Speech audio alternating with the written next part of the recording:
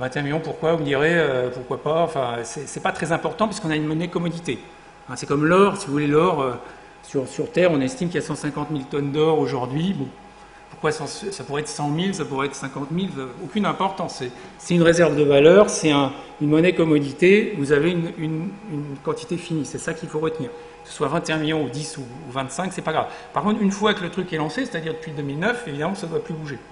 Donc depuis que c'est été lancé, l'algorithme tourne comme ça, et les mineurs imposent donc cette formule, et évidemment, elle n'a pas changé, c'est ce qui fait toute la robustesse du système. C'est effectivement la notion de quantité limitée.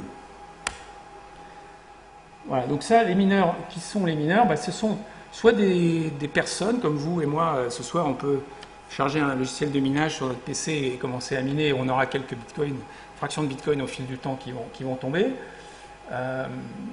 Et vous avez des pools, ce qu'on appelle des pools, donc c'est des gens qui se regroupent, en fait, c'est un service sur le web qui va vous permettre de mettre à disposition votre puissance de calcul, et lui, en fait, va mutualiser la puissance de calcul d'un certain nombre de gens. Donc on voit qu'il y a une bonne dispersion, c'est pas trop concentré, il y en a un qui a 24%, donc évidemment, il ne faut pas qu'il y ait une trop grande centralisation au sein d'un seul pool, parce que ça fragiliserait le système d'une certaine manière si ce pool était attaqué ou s'il arrêtait de fonctionner. Mais en réalité, ce n'est pas très grave, si un pool s'arrête, les mineurs n'ont aucune barrière à la sortie pour rejoindre un autre pool. Donc voilà, c'est juste un graphe que je voulais montrer en passant pour montrer les différents schémas. Faire partie d'un pool ou miner en solo, le débat est... En fait, faire partie d'un pool, c'est juste une réduction de la variance de vos gains, hein, c'est tout. Ça ne change pas votre espérance de gain. Voilà, donc se procurer des bitcoins, il y a le minage dont je viens de parler, hein, c'est-à-dire vous rentrez chez vous, vous commencez à vérifier les transactions, vous serez payé de manière, on va dire, assez de plus en plus nominale, parce que la puissance de calcul augmente beaucoup, donc à moins que vous ameniez beaucoup de puissance, vous n'allez pas toucher grand-chose, il faut être honnête aujourd'hui, parce que c'est la rançon du succès, mais c'est mieux comme ça montre la sécurité aussi du réseau. Et puis, la façon la plus naturelle, c'est de vendre quelque chose, d'accepter des bitcoins en paiement d'une transaction ou d'accepter un moyen de paiement en bitcoin. On peut aussi dire, je veux des euros, donc si je reçois des bitcoins, je les convertis en euros, mais j'accepte un moyen de paiement en bitcoin. Alors, les juristes se sont amusés, je fais une petite parenthèse un peu moins techno et plus réglementaire, juridique. Les juristes se sont amusés à essayer de définir la monnaie électronique. Alors c'est très très drôle. Vous imaginez des juristes dans une salle qui commencent à parler de monnaie électronique, donc en général ils ne savent pas très bien comment fonctionne un système de paiement, ils ne savent pas comment fonctionne Internet, les bitcoins je ne vous en parle même pas, ils ne savent pas que ça existe. Hein. Donc ils essayent de définir la monnaie électronique. Les Américains ont renoncé, hein. Je précise au passage, c'est une particularité européenne et je dirais presque française, on essaye de définir la monnaie électronique. Toute la monnaie est électronique aujourd'hui. Donc essayer de définir la monnaie électronique, ça n'a absolument aucun sens, puisque les euros, comme je vous le disais, ils circulent dans les transactions électroniques, dans les livres de compte des banques. Donc comment vous voulez dire qu'une monnaie électronique et l'autre pas? C'est juste une question de support et de technologie après. Donc la monnaie électronique, la grande définition, ils ont dit, c'est un titre de créance. Qu'en gros, c'est l'argent dette, hein, pour émettre de la monnaie, il faut qu'il y ait quelqu'un qui soit en dette. Donc si je vous donne la monnaie sur une carte, il faut que vous puissiez aller voir l'émetteur de la carte et lui demander des euros en retour. Je ne vois pas très bien la différence. Si je lui donne des euros, il me donne des euros, je n'ai pas bien compris l'intérêt de l'opération, mais c'est pas grave. C'est un peu comme le fonds européen dont on nous parle, c'est de la dette qui circule, qui tourne en rond, mais c'est pas grave. Ça fait un truc de plus à comprendre, donc comme les gens ne suivent plus, ils ne se discutent plus. Donc ça c'est la première définition que vous pouvez trouver sur Internet. L'autre approche, c'est de dire Bitcoin, c'est de l'or. Enfin, c'est une commodité, parce qu'elle est en quantité limitée et elle a une utilisation industrielle. L'or a des utilisations industrielles en bijouterie, les bitcoins ont une utilisation industrielle dans les services de paiement, dans les traitements des transactions. Donc c'est aussi une commodité, on peut le traiter fiscalement, juridiquement, comme de l'or. Je laisse les juristes réfléchir à ça, mais je voulais juste vous en donner un petit commentaire au passage si vous lisez des choses sur ces sujets. Donc évidemment, ça présente certains avantages par rapport à l'or que j'ai déjà évoqué, ce qui permet aujourd'hui de dire qu'en tant que monnaie, ça peut servir à quelque chose. Encore une fois, c'est un sujet un peu polémique, voire politique, donc je ne reste pas trop longtemps là-dessus. Chacun a ses convictions sur est-ce que ça apporte quelque chose par rapport à une monnaie centrale. Ma conviction, c'est que ça apporte une forme de concurrence à la monnaie centrale, et la concurrence, c'est souvent plutôt sain. Quand il n'y a pas de concurrence, les gens prennent de mauvaises habitudes, et puis il y a des cartels qui se forment. Donc, de ce point de vue-là, ma conviction, c'est que c'est plutôt pas mal, mais encore une fois, je ne vous l'impose pas et elle se discute. Ce qu'il faut comprendre, est-ce que, si vous voulez, pour terminer cette présentation, et le message clé en fait de la présentation, c'est dire c'est une technologie qui sert à traiter les transactions sur Internet et qui permet de le faire différemment de ce que nous proposent aujourd'hui les institutions qui monopolisent le traitement des transactions sur Internet. Ces institutions sont celles qui sont liées à la carte bancaire, donc ce sont les banques, Visa, Mastercard. Et j'ajouterais ceux qui font des transferts d'argent internationaux, genre Western Union, MoneyGram, etc. Bon. Ces gens-là sont très embêtés par Bitcoin. Parce qu'ils réalisent que ce domaine des paiements qui était un gros fromage, on parle de milliards tous les ans qui tombent. On ne sait pas pourquoi. Enfin, quand vous payez, je sais pas, un travailleur paye 40 € pour envoyer des devises à sa famille en Afrique, personnellement, je ne vois pas pourquoi il paye 40 €. Parce que sa famille, ils se connaissent. Le message qu'ils envoient, il fait 50 caractères. Donc payer un message de 50 caractères, 40 €, moi je ne sais pas pourquoi.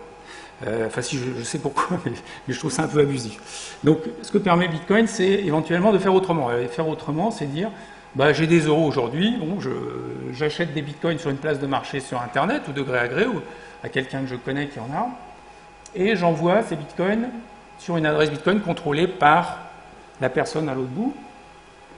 Et la personne à l'autre bout reçoit donc cette somme de manière secure. On ne peut pas lui prendre, contrairement à du cash ou contrairement à des choses qui sont difficiles à sécuriser, notamment dans certains pays. Et il va pouvoir soit les garder pour plus tard, soit les convertir quand il en a besoin dans la devise locale. Donc vous avez à l'autre bout pas forcément des euros, d'ailleurs on peut avoir des dollars, puisque les places de marché sur Internet qui permettent d'échanger Bitcoin sont évidemment multidevises. Nous, on opère dans la boîte pour laquelle je travaille, on opère une place de marché qui fonctionne essentiellement en euros, mais il y en a dans toutes les devises. Donc voilà le schéma. On voit que là, effectivement, la banque, en fait, c'est plus son réseau. On passe par le réseau Bitcoin. Donc vous avez sorti de l'argent de votre compte, et heureusement vous avez encore le droit. Mais après, vous passez par un réseau qui n'est pas celui de la banque. Voilà, donc c'est ça ce que ça permet de faire. Et du coup, quand vous connaissez, quand l'envoyeur et le receveur peuvent envisager une transaction différente de celle qu'on connaît avec la carte bancaire. Déjà, il y aura moins de fees, moins de commissions. Alors je vais aller dans l'ordre, je vais parler juste des avantages pour l'envoyeur. Donc c'est vraiment aussi simple qu'un email. Si je vous engage à essayer éventuellement une application Bitcoin et mobile, j'entends, comme celle que j'ai là-dessus, sur un téléphone Android, et vous verrez que c'est vraiment aussi simple qu'un email. Si vous voulez pas mettre de mot de passe, c'est pas grave. Si vous avez l'équivalent de 10 € sur un téléphone, il n'y a peut-être pas besoin de mettre un mot de passe comme pour une banque en ligne. Donc quand on est dans la rue, c'est vrai que c'est pratique de payer juste en un flash, en un scan. Donc on a une facilité d'usage qui est intéressante. La sûreté, j'en ai pas mal parlé. Puis confidentialité, ça veut dire, encore une fois, si j'ai le droit de dire ou pas, de révéler ou pas mon identité dans une transaction. Il faut savoir qu'aujourd'hui, les cartes bancaires, elles sont sécurisées comment? Elles sont sécurisées par le monitoring de vos transactions par votre banque. Votre banque monitore vos comportements avec votre carte bancaire, et si le système trouve que la transaction ne ressemble pas à votre comportement, elle vous met une alerte. Ce qu'on appelle les systèmes de lutte contre la fraude. Entre nous, la fraude carte bancaire, elle augmente comme ça. Donc c'est même pas efficace. Et il y a d'autres moyens de le faire, mais c'est pas le sujet de ma présentation aujourd'hui. Si ça vous intéresse, on peut en parler offline.